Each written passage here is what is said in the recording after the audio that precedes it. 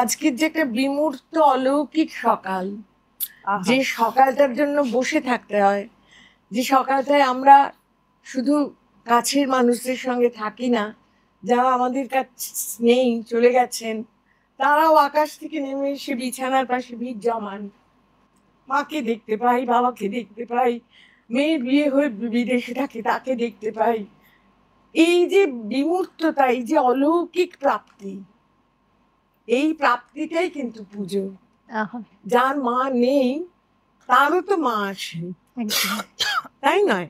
মানে আমি কিন্তু ভক্তির দিকের কথা বলছি না, আমি একদম একটা সকালবেলার অনুভবের কথা বলছি, একদম তাই, যেটা হাওয়ায় হাওয়ায় মিশে থাকে একদম। এবং প্রত্যেকের প্রাণে সেটা হয়। মানে যে ছেলেটি ভাবে যে শুনবো না মহলা, ও মায়ের খুব একটা মায়ের পুরোনো দিনের ব্যাপার, সেও দেখি গুটি সুটি এসে কখন ঢুকে পড়েছে। ঠিক। আর আমাদের তো এখন খুব একটা অন্য অসুবিধে হয়েছে, যেহেতু আমরা এখন বাচিকের সঙ্গে সম্পৃক্ত হয়ে গেছি জীবনটা। এখন বীরেন্দ্র কৃষ্ণ ভদ্রকে না অন্য আলোয় দেখি।